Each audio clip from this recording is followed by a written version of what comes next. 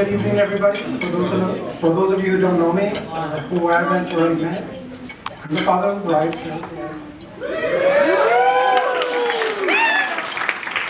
We'd like to thank everyone, family and friends, for coming today and sharing this joyous occasion with us.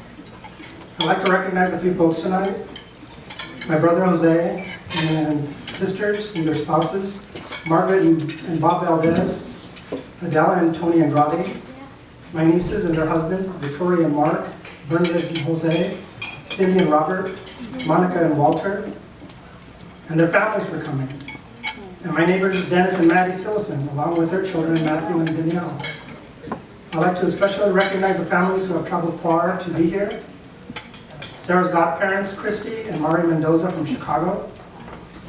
My wife's nieces, Melanie and her husband, Carlo, and Marianne from Canada.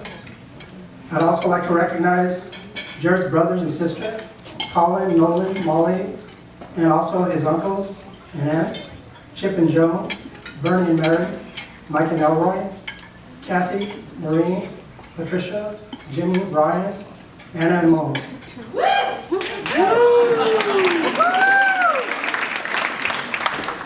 I hope you're all enjoying the weather out there. Especially those folks from the East Coast right here, it's a tad cooler than we're going to be. Last but certainly not least, I'd like to recognize Colleen and Harry Reed for raising an amazing and admirable young man.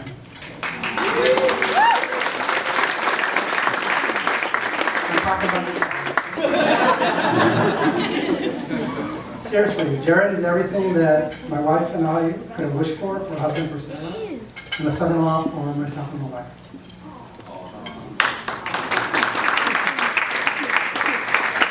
We've known Jared for about 6 years now, going back to the time when he and Sarah were attending Georgetown together.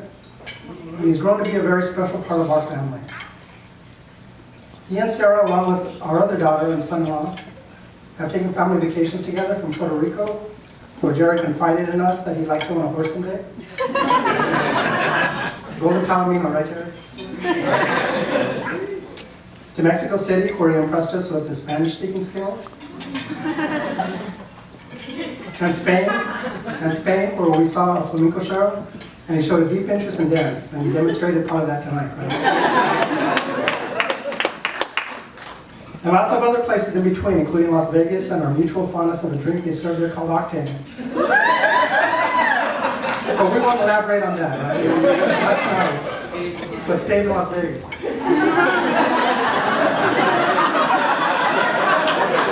TMI. And all the time we've known Jared, he's always shown us to be a respectful, humorous, and very humble young man. A very admirable attribute. Sarah, well, we've known her all her life.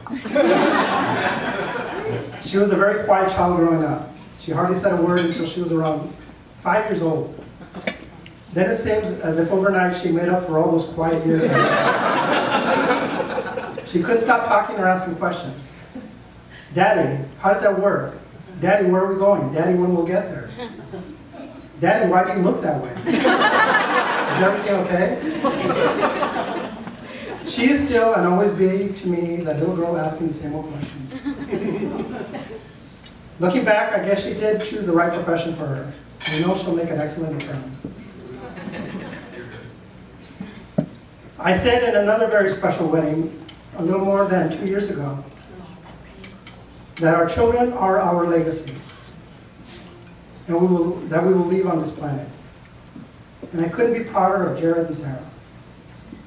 What they have both achieved academically and in preparation for the professions gives my wife and I such pride and great peace of mind that they will see all the things in the world and do all the things that they enjoy doing, that someday Jared might own that work that he's been wishing for.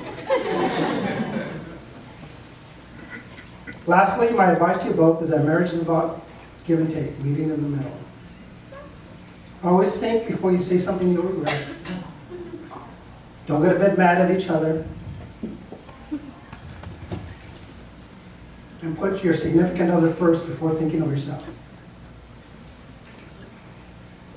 Now let's all raise our glasses and wish for Sarah and Jared many years of good health, happiness, and prosperity. Thank